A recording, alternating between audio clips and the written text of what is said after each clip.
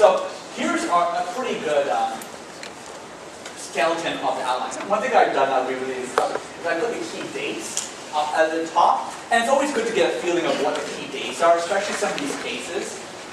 They tend to be a bit, this one's a bit dated, seeing that it's from 2 years ago. It's just thinking, sometimes they'll have cases that bound things around the dates. For example, they'll say, oh, it's December 31st, and we'd like to, do this, and there's just no time for things to happen.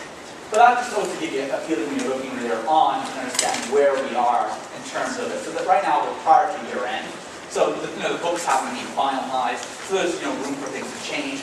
Sometimes that plays into the case, sometimes it doesn't. But we have, I think, a pretty good outline of what the core requires that it wants to cover. Really reviewing the current operations, figuring out what bank account is overdrawn, accounting policies, and what will be involved in the audit. Scanning the exhibits. This is the fun part. So we're going to go through this really, really fast because that's what the objective is. The objective is to understand what's coming up in the case again and how it relates to required. And generally you can sort of piece together paragraphs to specific, I would say under specific headings on our outline. And this is going to give us comfort as well that we know where our required are being addressed in the exhibit and we see how everything sort of flows. So I'm not going to go and read this out loud per se, but if you're going and you're doing your scan here, you're going and she's mentioning, something about Lulu, we're talking about she's BCom, accounting focus, awesome, she's second year. Clearly she's really knows what she's doing, she's a second year accounting student, so they're always going to get things right. And yay, she wants to pursue her chartered accounting designation. So they're talking about how it's busy. I'm getting a feeling there's a lot of operational things going on as they're sort of scanning through. They're mentioning, some prices, how the different, types of memberships they sell. They talk about how they sell them. Talk about whether people are paying in cash. They have an Excel spreadsheet, which is always good. And the password is 1, 2, 3, 4, 5, 6, 7, 8, which is one of the strongest passwords. That's actually the password from my laptop, guys. So I'm going to have to probably change that after this presentation. Oh, come on. You got to give me something. Going on to the second page, there's some more operational issues here. They're talking about some additional model and material fees, which, talk a bit about expenses that the charity has, price of the, there's a bit of accounting here as well, as they talk about, expense accounts related to purchase of easels or whatever.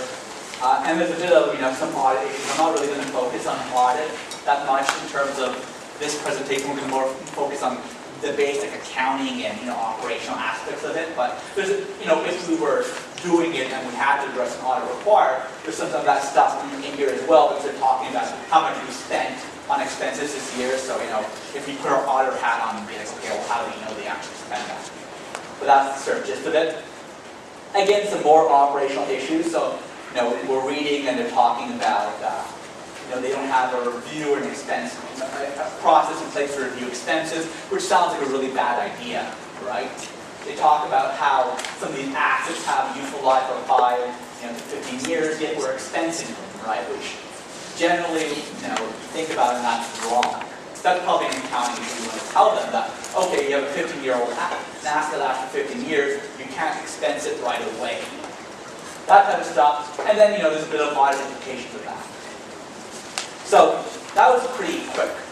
But that gave us a good feeling of what's coming up in the case. Right? I know there's no financial statements, there's nothing scary like that. I know what's coming up.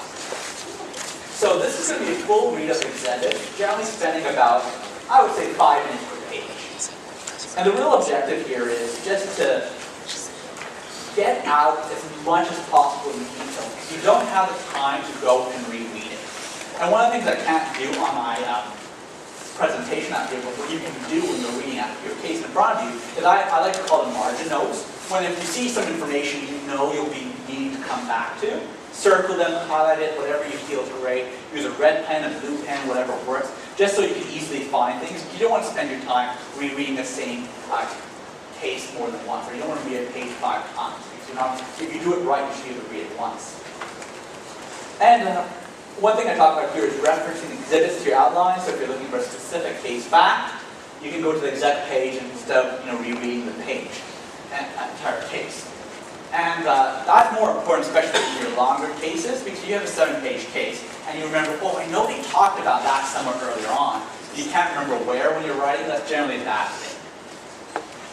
And really what we're doing here is, we know what the requirements are, but we need to get the case facts. Because all cases really are about case facts. We don't want a pure dump of technical. We want you to see you applying the technical to specific case facts, and using your brains, and thinking and coming up with answers. That's the end objective.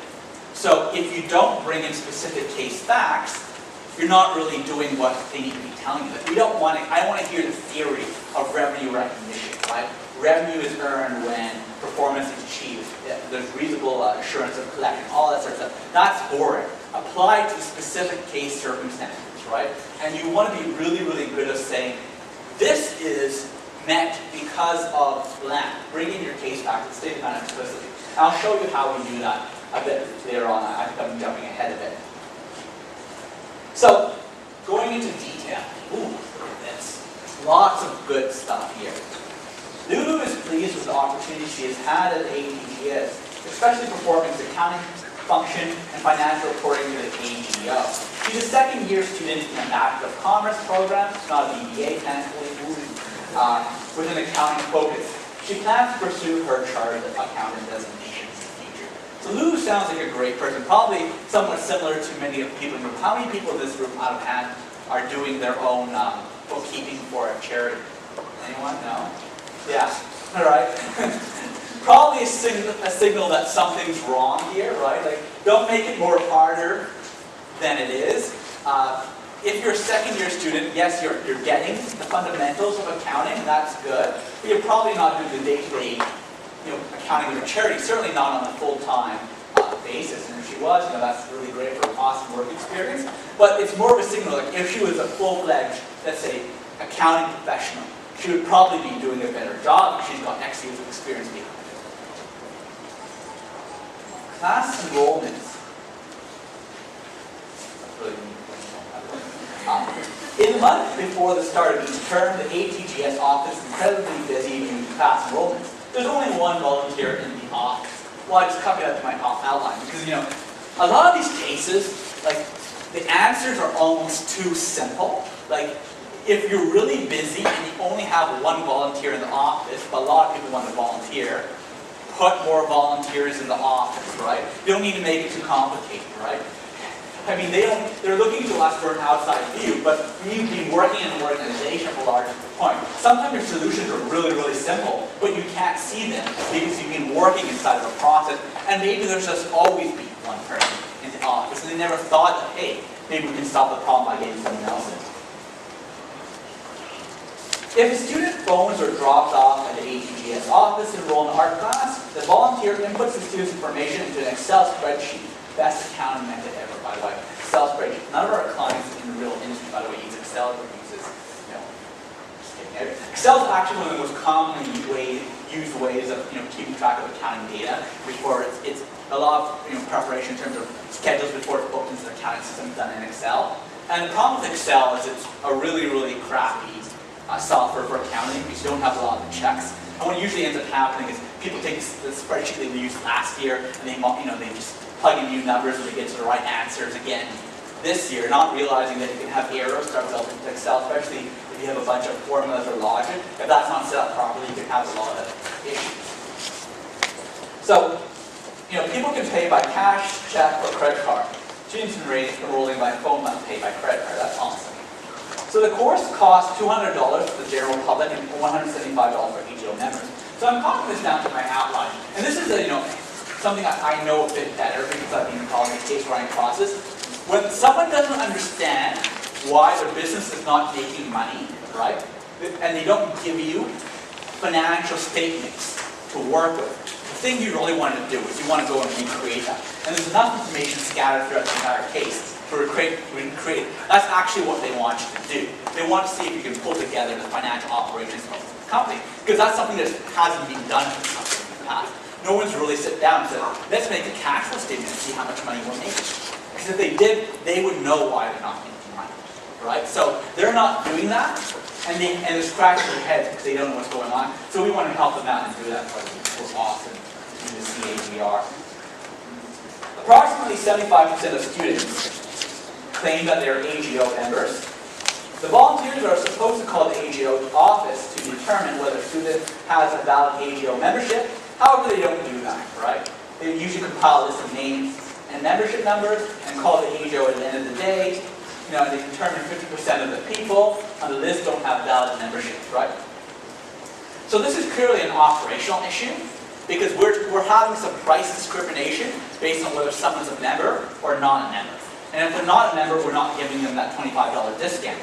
But we're ending up to, I would say about 40%, by 37.5% of the people who are actually signing up for courses are actually lying to us and getting away with a discount, right? Which is generally not a good thing because we're not making money. And this could be one of the reasons why we're not making money, but more so it's an operational process. We can say, we need to fix this. And that's something I'm going to transfer to outline because that's something we need to tell them. Okay, you need to have a better process. If you're not catching half the people with your process, well then why are you doing it at all, right? There's almost no point because you're not even following up. Okay, we've determined 50% of the people are members, but then we don't do anything about it, right? Like, that's just a bad, like, why are you even doing that process? Like, it doesn't make sense. You know, and that's where they went on to the next page. They talked about how they had difficulties recovering these memberships because the students' contact information in Excel spreadsheets is often incorrect or incomplete. And why is the contact information in the spreadsheets incorrect or incomplete? Because they have one person entering it and it's really, really busy. Right? Like, we're starting to get a picture of what's going wrong at this charity. And it's not the most groundbreaking or earth-shattering thing in the world, but it's a bit common sense. But they're not seeing it, and this is what we do as professionals. We help our clients or the board or member understand what's wrong and how we fix it. Volunteers place cash or checks received from students in a fireproof safe that is bolted to the floor underneath the front counter in the office. Okay, that's good. The lock of the safe is programmed with a unique combination that's regular change and disclosed to volunteers on a need-to-know basis. So, I guess we have X volunteers, and I'm going to give whoever's in the office taking cash in the code to put, money in safe in the floor, right? And we change it out, maybe every 3 weeks or 4 weeks, right? And we're wondering why we don't have any money. Right? Like, it's one of the things when you go to the upper level. Whenever you have a situation where you have poor controls over cash and you're missing cash, probably someone's taking it, right? Like, it's just one thing. And you're working for a charity, and I guess it's artsy. I don't know if some of the artists are still saying, I'm privileged, I'm a great artist, but I can't sell my artwork, so I'm just going to borrow some from the charity, right? Like that's the type of stuff that actually happens in real life. I mean, you look at stuff like Salvation Army, where there's that one individual who's driving like a Porsche to work every day, and no one's sort of clued in that on his $40,000 a year job in salary, he probably can't afford a Porsche, right? Like, these things happen in charities in real life. And this is representative, and it just, yes, on paper it might seem a bit obvious, but this is the type of stuff that you can bring value into the quantitative case. So that's something that goes on to our outcome. Approximately 20% of students pay the class fees in cash. Okay, that's giving me a feeling of how much exposure we have. So, if it's coming in check or credit cards, it's probably a lot harder for someone to feel. Students rarely ask for receipts, so we don't have a paper trail.